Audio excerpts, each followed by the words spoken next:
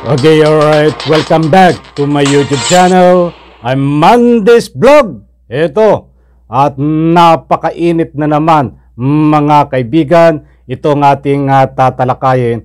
Buti nga sa iyo.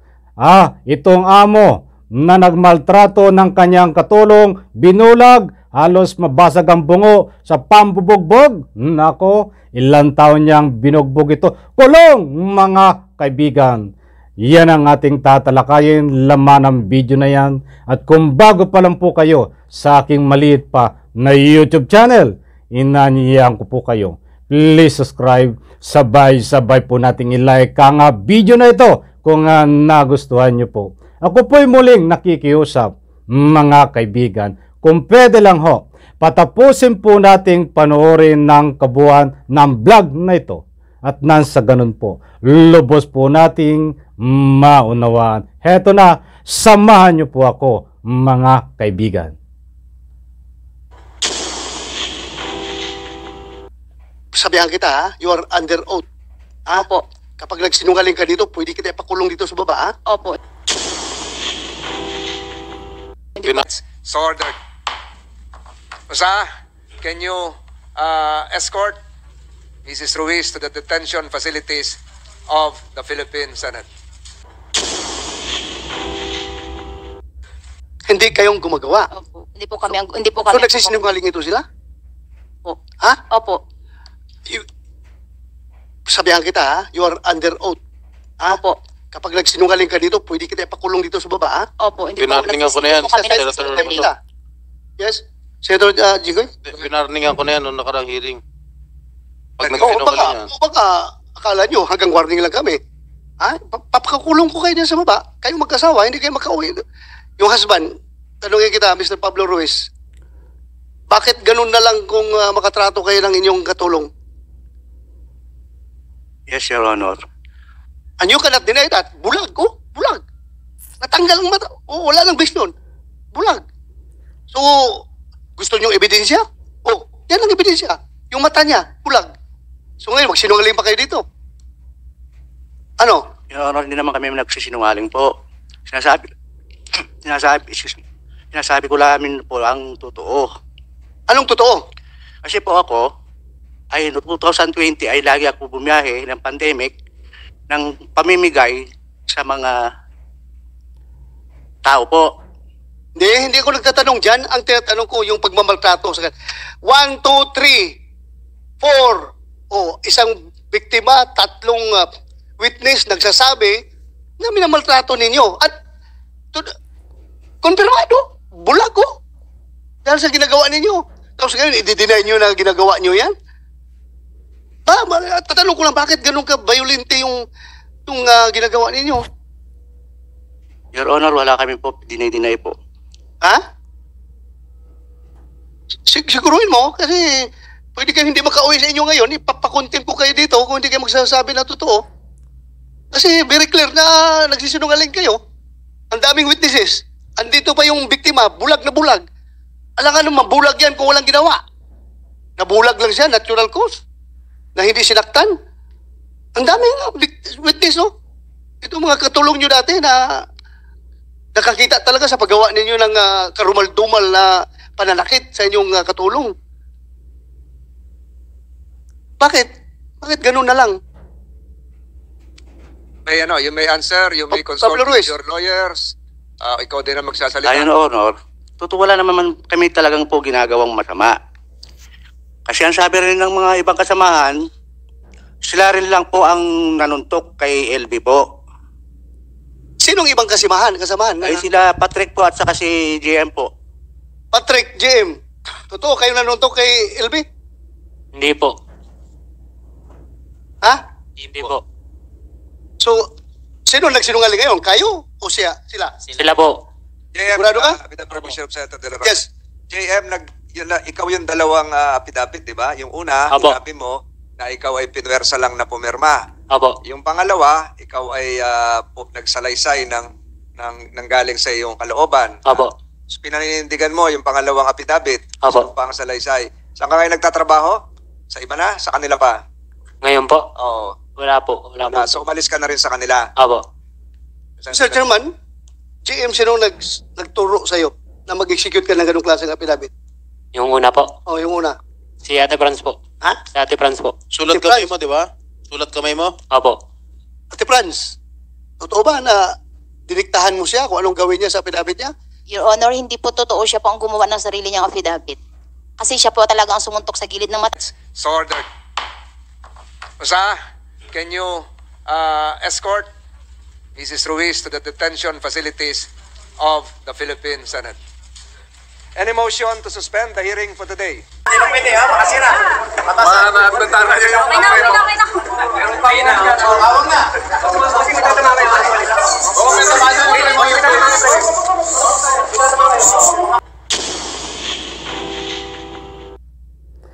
Okay, alright mga kaibigan, yan po at talagang nakakalungkot na isipin ito nang napanood po natin sa ruling ng video na yan. Isang katulong minaltrato at yan nga po makikita nyo po sa larawan at susuriin po natin maya yung larawan. Ito po nga video na napapanood nyo ngayon ay katatapos lang ng hearing na ginanap diyan sa Senado. Nandiyan po si Senador Tolentino, nandiyan po si Senator Bato, at nandiyan po si Senator Jingo Estrada at mga resource person at mga testigo. At ito nga ang amo na hinayupak na ito na nagmaltrato ng kanyang katulong, nandiyan din po at ang kanyang asawa, mga abogado. Sino pa ba? Yung makikita po natin sa video na yan. Okay, ito po ay matagal na rin po nating sinusubaybayan. But wala ho tayong pagkakataon na matalakay dahil medyo abala po tayo. Kaya't pinadaanan po natin ito at samahan nyo rin po ako na talakayin ito. At i-alternate po natin ito dito po sa pag-aresto ni Tevez. Tatalakayin din po natin at itong pagkawala ng mga sabongero. Samahan nyo din po ako. At syempre ito, i-alternate po natin ito. Ang mga development ay ihatid ko po sa inyo dito, mga kaibigan. Eto, matindi ito, mga kaibigan. Hinayupak na ito na mag-asawa. Hindi ko na ba, ano bang pangalan itong hinayupak na ito? Hinayupak na nating tawagin itong mag-asawa na ito na ibang ugali nito baboy di ba? Talagang matindi.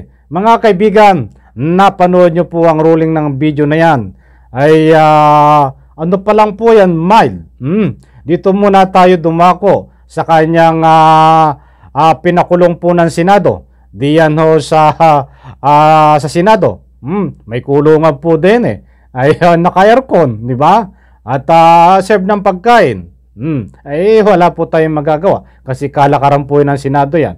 But simula po lang po yan. Siguro ay hudyat na yan. Na ika nga po ay paradalhin siya doon sa mismong kulungan pag napagtipon-tipon po itong matibay na ebidensya. Parang napapangita ko na ay bago tayo magpatuloy, nakikita ko na po ang kahantungan nito, mga kaibigan. Kung matatanda nyo po yung Bonita na mag-asawa din na nahatulan po, ilang taon na po nakakaraan, nahatulan ng reclusion perpetua, mag-asawa yon. Nandyan din po, sinubaybayan po din natin, diyan po ang sinitering, ay hindi pa po ako vlogger nun, but pinapanood po natin kasi mahilig po tayong magsubaybay ng mga ganito kahit hindi po tayo vlogger nun, basta dokumentaryo, discovery, diyan sa mga TV mga discovery ang pinapanood ko, ganun din po dito sa mga social media. Gusto ko po yung mga itong documentary ang ika nga po iyakin sinusubaybayan. Naulitan ko po, nahatulan po na reclusion perpetua yon at nagkaroon po ng daan para magpasa ng mga batas. Ayan, nakikita ko dito mangyayari din sa tuno po ng matitibay na ebidensya dito kaya mag-asawa na hinayupak na ito na ubod ng sinungaling. Bago natin nadalihin ito ng dalihin natin ng kaunting kurot sa tainga. Suriin po muna natin ito, mga kaibigan. Ang larawan po ng makikita nyo, yan po yung minaltrato na katulong. Diyan po sa ika nga po'y Mindoro, mga kaibigan. Diyos ko po, Rode, mahabagin, Santissima manliberhin. Anong klaseng mayroong puso ito, mag-asawa na hinayupak na ito? Anong klaseng ika nga po'y pag-ugali, o ugaling baboy ito eh. Ay kung kaharap lang kita, sinampig kita ng dalawa. Ako, nagagalit po ako sa mga ganyan, mga kaibigan. Kahit sabihin nyo po, na ika nga po'y tayo po ay hindi biktima. Ay ang punto de vista po natin dito, ay huwag na pong ika nga ipagpatuloy ang ganitong gawain. Dahil baka hindi lang po ang maging biktima nito ay ito, kung hindi po ito, ika nga po ay masasawata. Ay baling tamuang nako, matindi ito eh. Tingnan nyo po ang pagkatao ng kanyang, suriin po natin ang kanyang mukha ngayon. Iyan po ang biktima ng pagmamaltrato. Gaano po kasakit ang naramdaman niyan habang minamaltrato, mga kaibigan. Buti pa ang pereso, mga bilibid na sa bilibid, inaayos ang katayuan. Ay nakakulong yon, samantalang ito ay nakalaya. But siya po ay nakakulong sa pamamagitan po ng ikangay pagmamaltrato. Ayaw siyang palabasin. Hindi pinasusweldo. Naku po, kung mapapanood nyo ho ang mga another interview dito, ang mga sagot sa Senate hearing, ang mga ebidensya na kinala po at nilatag sa Senate hearing. But ipapakita ko po iyan sa mga susunod nating vlog. Pagtuunan po muna natin pansin ito. Itong pag-side contempt, kinulong po diyan sa Senado dahil sa kanyang pagsisinungaling. Ito pong asawa na babae, itong hinayupak na ito. Talagang matindi, di ba? Matindi. Kawaawa po ito. Just imagine, ilang taon po naghirap sa kanila, hindi pinapasweldo, binasag ang bungo, nabulag. Yun ang matindi dun eh. Yung pambubugbog. Kahit hindi ka pasweldohin, wag ka lang bugbugin. Diba? Ay yung imbis na nakakakita ka ng liwanag, ay kadiliman na ngayon ang ikangapoy nakikita nitong kawawa nakatulong na ito. Itong dapat na mga ganitong mga pag-uugali nitong mag-asawa na ito, ng amo nito. Ay kung may bite, dapat binibita ito ng patiwarik eh. Ay totoo lang po, mga kaibigan. Ay kita mo, ang mantakin mo doon, ang nakakapag-init ng ulo. Nandiyan na po ang matibay na ebidensya.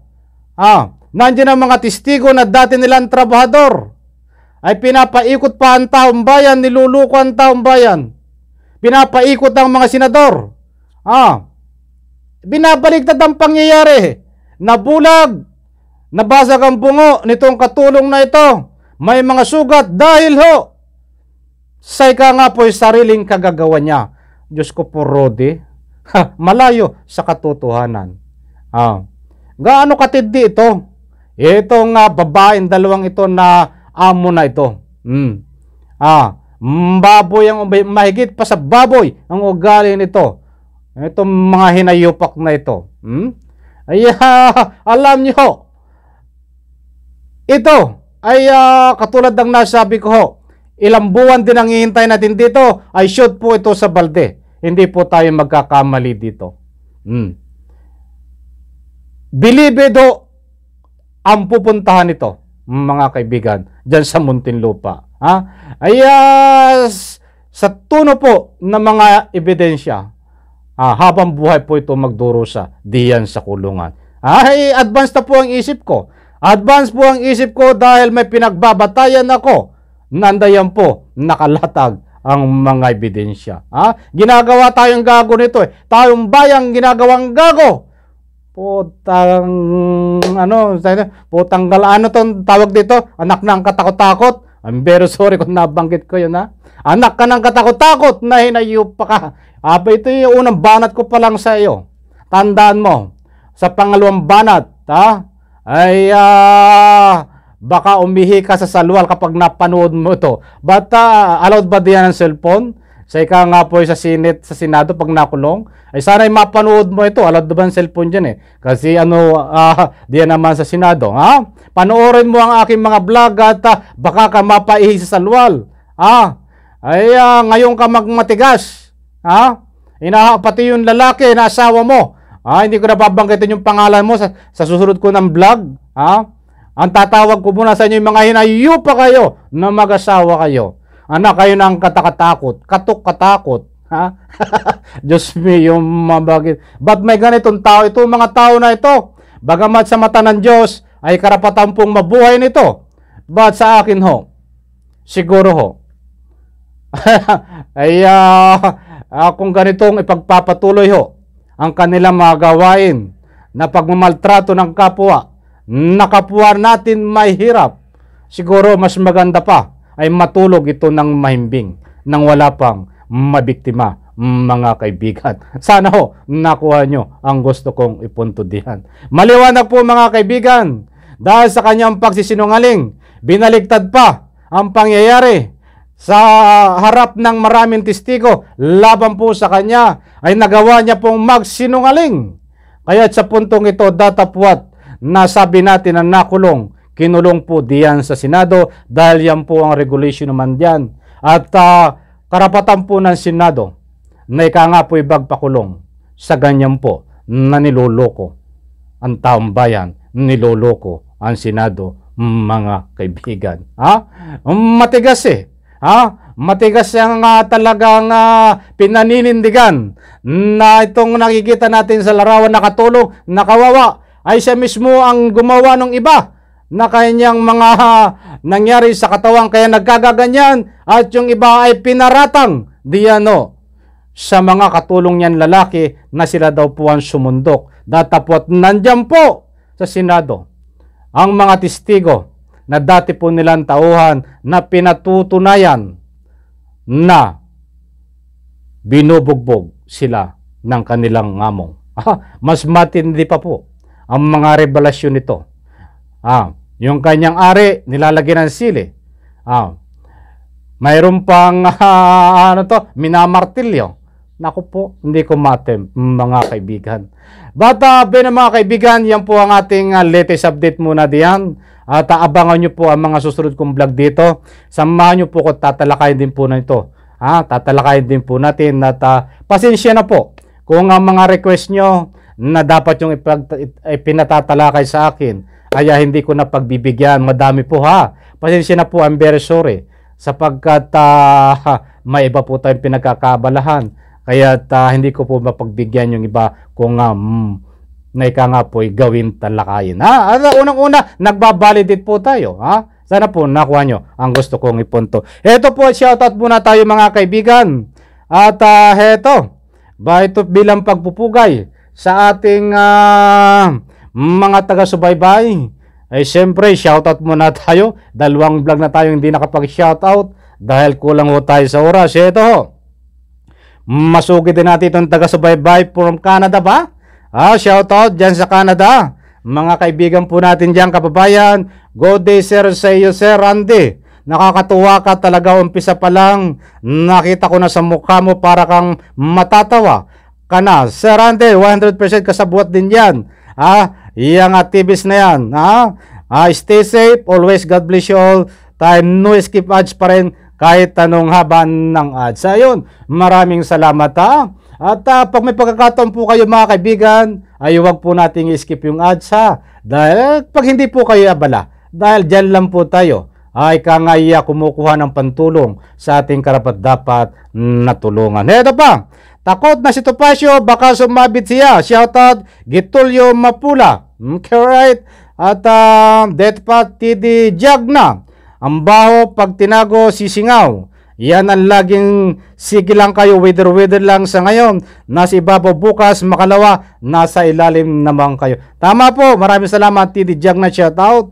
Buhat kay Cesar Austero, maraming salamat. Lagi din natin taga suporta. laging nagbibigay ng public opinion. Shoutout sa iyo, Cesar Austero. Thanks sa vlog mo, Kaantes. Tama po yun. Patumpato na saksakan ng kaso. Si Mr. Lines, malapit na sa Himas Trias. Palakpakan tayo. Ayan. Maraming salamat po, Sir Cesar Austero. At buhat naman dito. Nasa na ba? Okay. Marami nagbigay. Galing mo, Randy, bukod sa matalino, matapang, magsiwalat ng tama.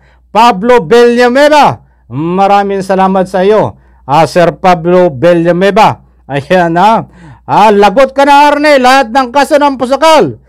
Yari ka. Teresa Balansag, shoutout po. At maraming salamat. Salamat, Sir Randy. God bless always. Salamat rin sa Diyos. Okay, Ma'am Divine Grace ng Germany.